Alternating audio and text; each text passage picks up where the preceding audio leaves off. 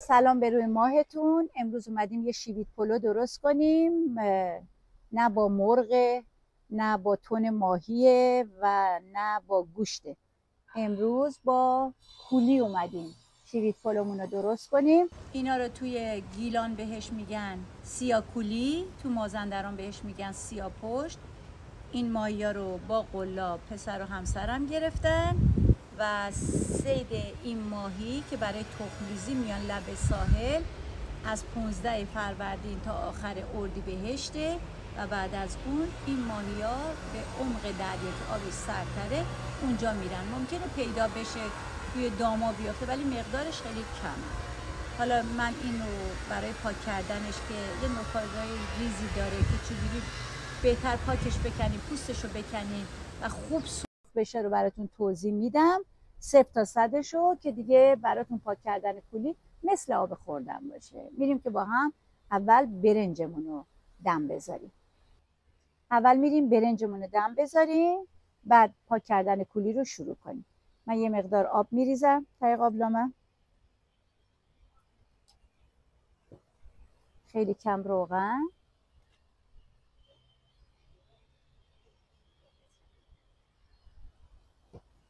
و یه مقدار زعفرون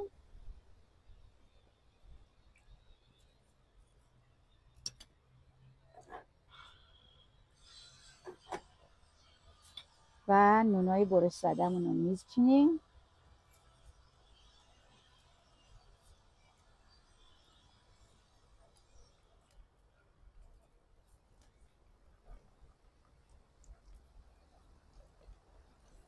و شروع میکنیم به لایه لایه برنج.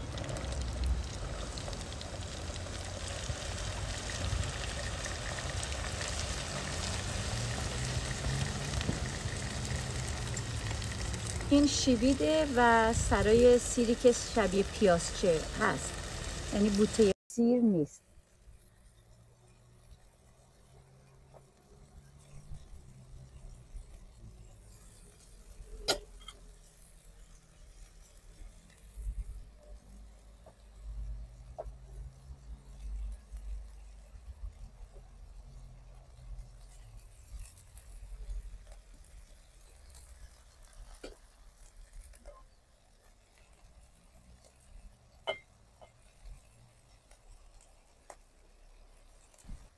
یه توضیح براتون بدم که این سیرا سیریه که هنوز بوته نشده.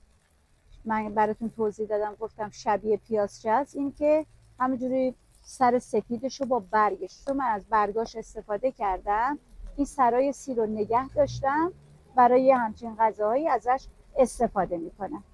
همینجور لایه لایه برنجم و سبزیامو با هم قاطی میکنم.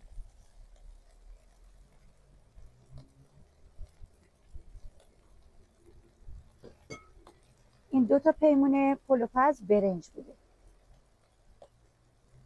یه مقدار زعفرون بهش اضافه میکنم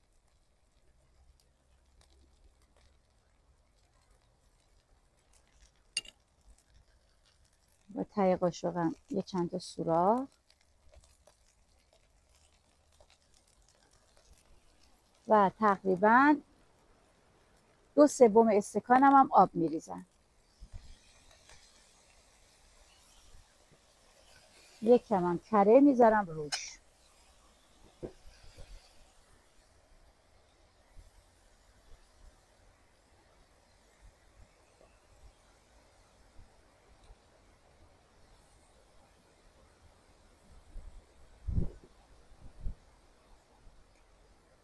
یک کوچولو هم روغن.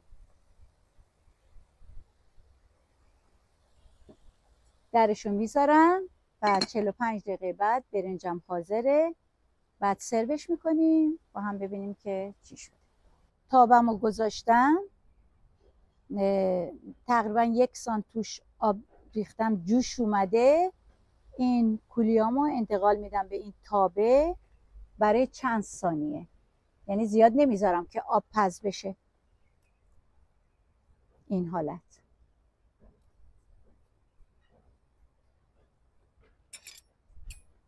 پشت و روش میکنم.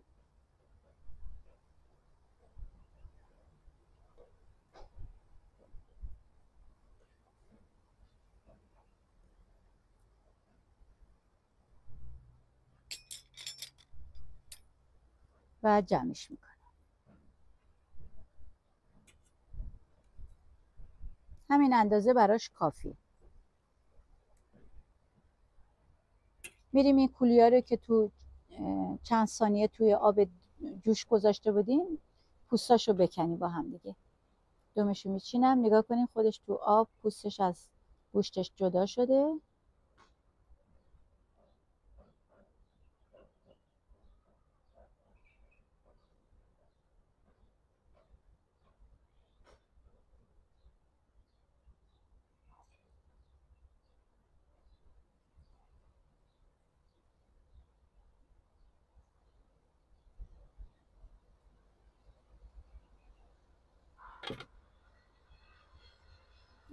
گلوی ماهی به همین راحتی اما اشاش در میاد دیگه. نیازی نیست که شکم ماهی رو پاره کنین. نگاه کنین که گفتم برای فصل بهار میان لب ساحل برای تخم ریزی. نگاه کنین اینا همشون تخم ریزی.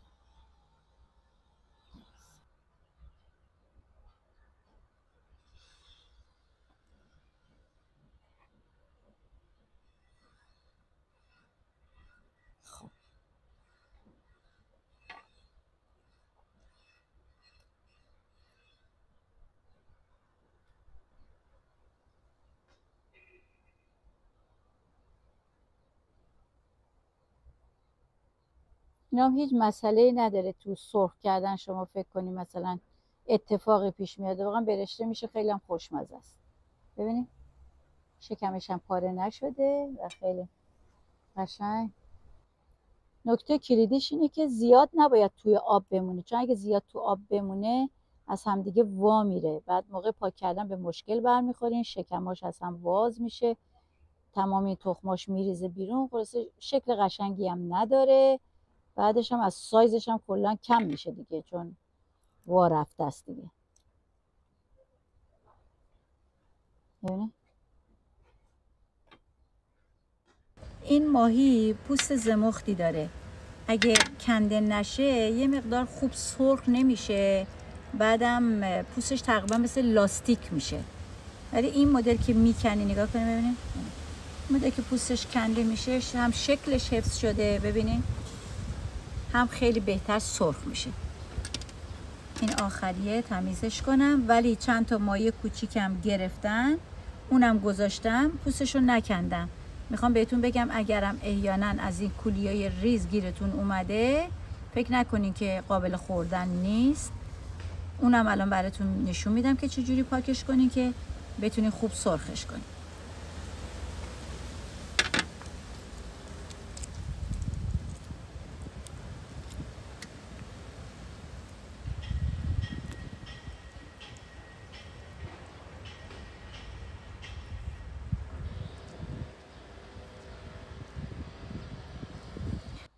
این ماهیا زیاد درشت نمیشن، ممکنه 2 برابر این بشن. یه وقت فکر نکنین سایز ماهی سفید رو پیدا میکنن، نه، کولی سایزش همین اندازه است.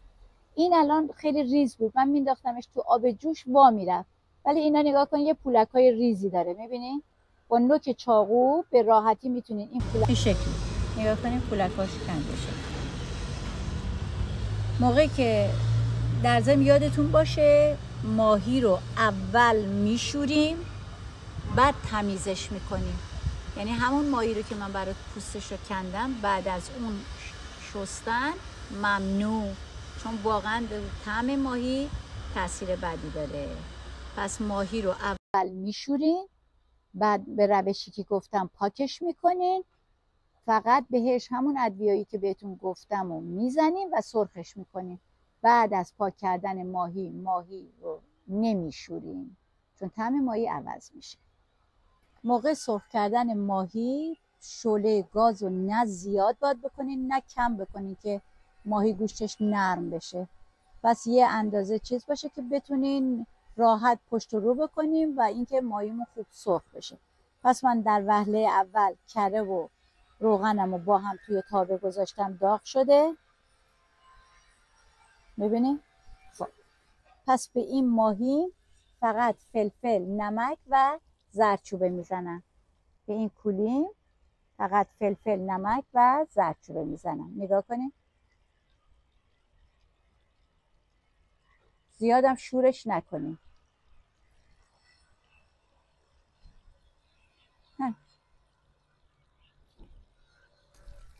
یه طرفش سرخ شده، ببینید برشته است. پشت رو میکنه.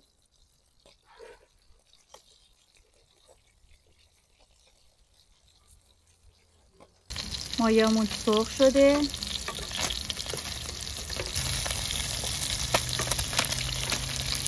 این اندازه سرخ شده. سرخ میکنیم، بعد میریم سروش میکنیم با هم ببینیم که چی شده.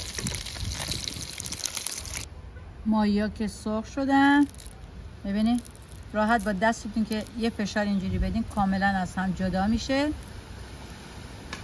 سرخ شده. این که همون تخمشه، خاویارشه و این تیغ وسطشه که کاملا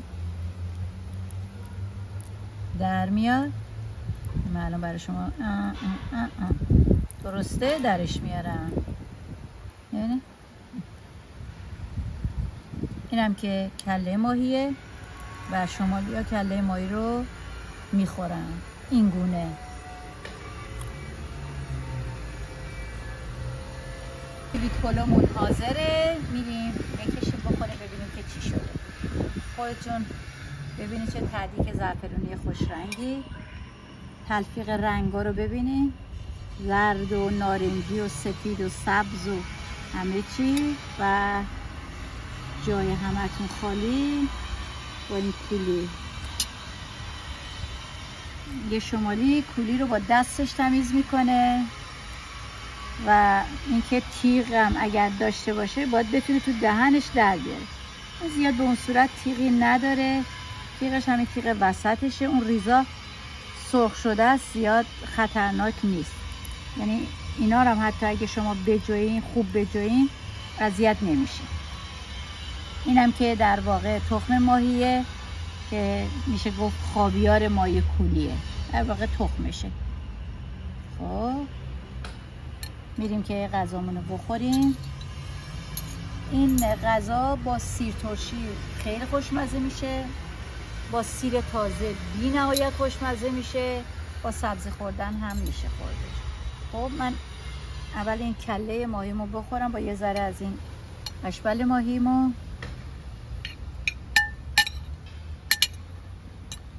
ما کله ماهی رو همین مدل که هست میزنیم بر بدن.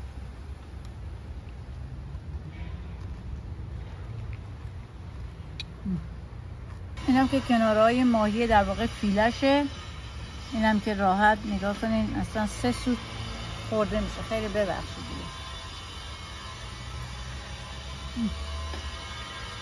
دیگه. جای همتون خالی.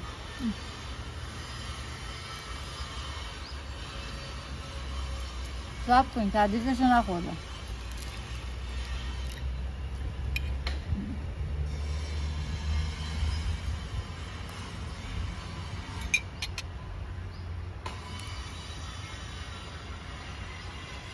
بی نهایت خوشمزه است.